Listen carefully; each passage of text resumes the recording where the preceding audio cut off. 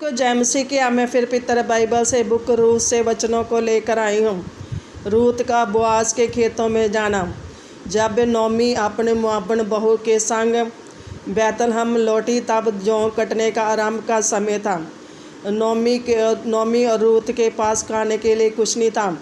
तब रूत ने नौमी से कहा, मुझे किसी के खेत में जाने दें जो मुझ पर अनुग्रह की दृष्टि करे और मैं लवने वालों के पीछे सिला बीनती जाऊं। नौमी ने कहा, जा बेटी जा। संजोग से रूत जिस खेत में गई वह नौमी के पति अलीमलेक के कुटुंबी का था। वह धनी पुरुष था, उसका नाम बोआज था।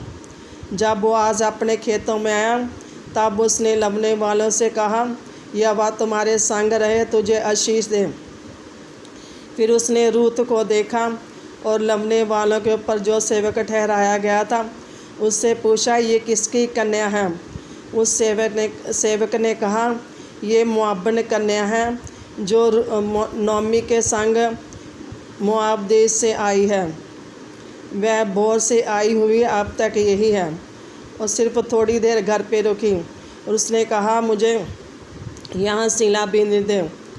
तब बोआज ने रूत से कहा, हे बेटी, क्या सुनती है? तू यही मेरी दासियों का संग रहना, यही सिला बीनना। जब तुझे प्यास लगे तो यही पानी पीना जो मेरे सेवक भरते हैं। जब तुझे भूख लगे तो यही खाना खाना। रूत मुँह के बल गिरी। उसने कहा, हे मेरी प्रभु, क्या कारण है? तूने मुझ परदेशिन पर अनुग्रह की दृष्टि की और मेरी सुधि ली। बोआज ने कहा, मुझे सब विस्तार से बताया गया है कैसे तू अपने पति मरने के बाद अपनी सास के साथ किया और कैसे तू अपनी जन्मभूमि और अपने लोगों को छोड़कर एक ऐसे देश में आई, ऐसे लोगों में आई है जिसको तो पहले ना जानती थी, और तू इस्राएल के परमेश्वर की शरण में आई है। यहोवा तेरे संग रहे और इसका फल तुझे दे।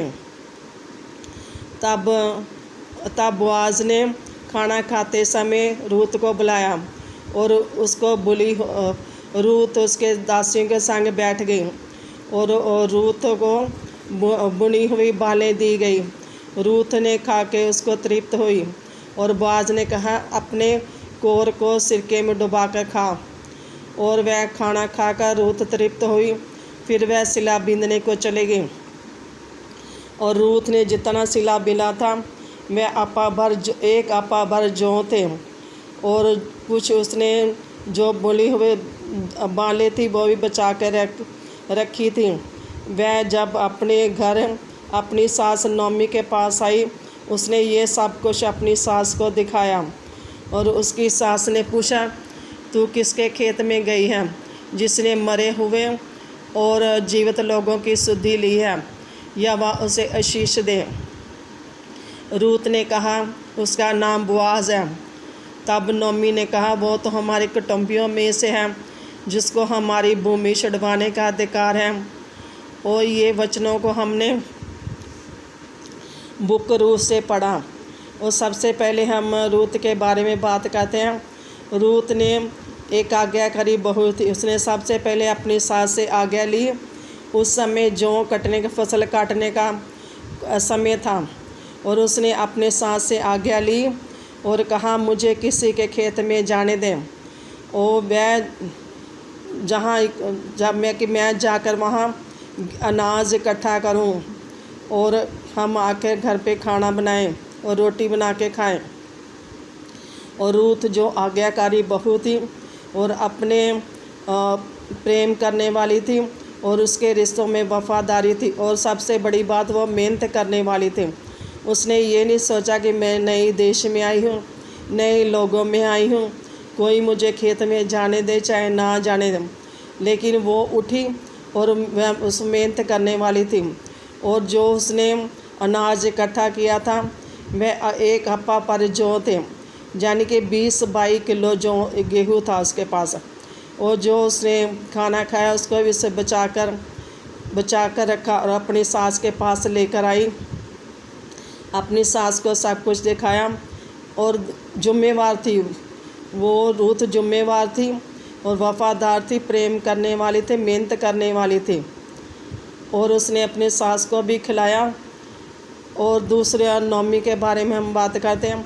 नौमी ने भी अपनी बहू को बेटी कहा और उसको कहा जा बेटी जा, उसको आज्ञा दी। और नौमी ने देखा कि जब रूत का फैसला अटल है तो वो उसके अपने संग मोआब देश से बैतलहम लेकर आई। दूसरी बात हम बोआज की करते हैं। बोआज भी उस समय न्यायी था और खुदा में चलने वाला था।